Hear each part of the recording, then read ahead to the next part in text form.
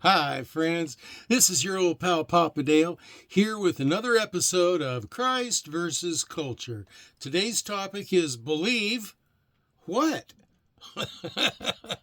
We always hear in discussions of faith that we've got to believe, but what is it we're supposed to believe? Well, we're going to talk about that.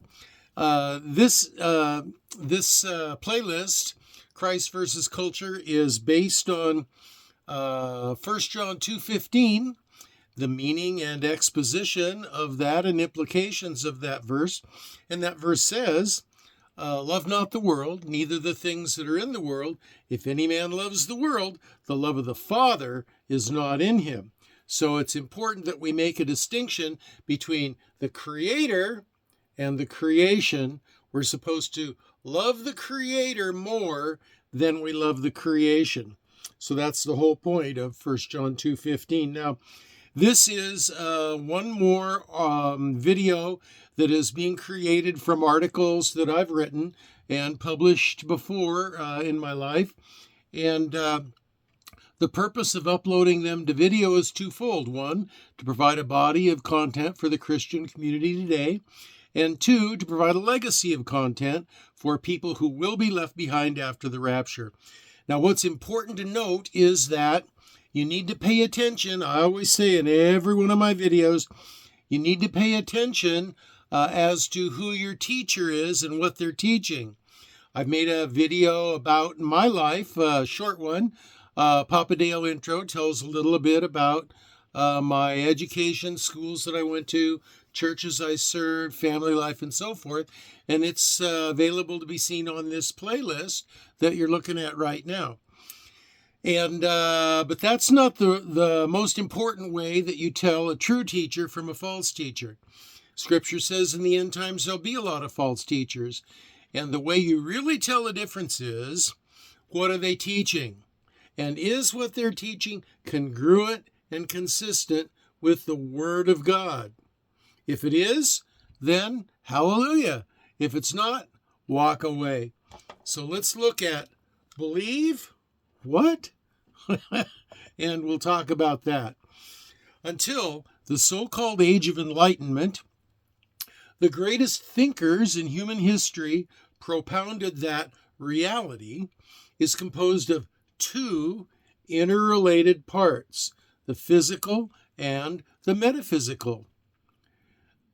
The care a mother gives a child is physical, but the love that motivates the care is metaphysical.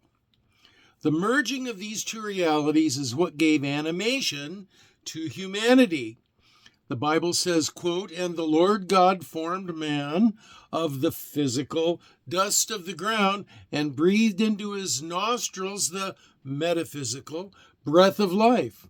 And man became a living soul," the combination of the physical and the metaphysical, Genesis 2:7. Now, in the effort to deny God's authority of creatorship over his life and claim self-godship over his life, the philosophers of the Enlightenment formulated theories to explain God away. They did so by attributing limited power to him or by making him a creation of man's mind only, or by denying God's existence altogether. The latter they did by enlisting the aid of science and using the logical fallacy called the wave of the hand, or categoric dismissal without evidence. This was most succinctly articulated by the late Carl Sagan, who infamously said, quote, "The cosmos is all that is, or was, or ever will be," end quote.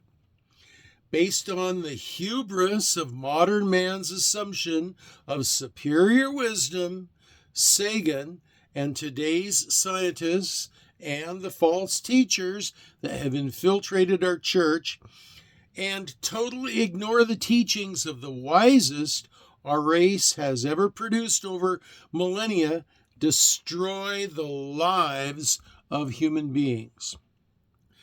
The most critical pieces of knowledge in life are these. The Creator became a man to reconcile his creation to himself. That man was Jesus of Nazareth, born by the Spirit of God to the Virgin Mary. That man said, quote, I said therefore unto you that you shall die in your sins if you believe not that I am he. You shall die in your sins. John 8:24. Believe, he said. Believe. The most important thing you can do in this existence is to believe God. Believe that Jesus is the Creator, come to reconcile you. Adam chose to not believe God and introduced sin into the human experience. Noah believed God and was saved. Abraham believed God and became a father of many nations, all blessed. Joseph believed God and saved his family from famine. Moses believed God and rescued a nation, the Hebrew people, from slavery in Egypt. Israel believed God and escaped slavery. David believed God and is Jesus' father, his progenitor. Ezra believed God and saved the Scripture. John believed God and baptized the Savior. And what of Peter, Paul, Timothy, John, Clement, Polycarp, Augustine, Huss, Luther, Tyndale, Spurgeon, Livingston, Carey, Graham, and tens of thousands of people, known and unknown, who transformed civilization because they believed God. Believe in God. Dynamically trust in God, the Lord Jesus Christ. This is the most important thing in life. Believing in God. Now, specifically, the process is believe on the Lord Jesus Christ alone. Trust in the Lord Jesus Christ alone to be your Savior, that He came to earth and physically died for our sins, was buried, and physically rose again from the dead for our sins to rescue us from eternal death, and was seen physically by hundreds of people. And this is the dynamic belief that you possess and you retain all the way through your life, all the way until death. And if you hold on to that belief all your life and all your death, that is dynamic belief. And that is the kind of belief that saves. So, those are the comments that I have on the topic of believe. Believe what?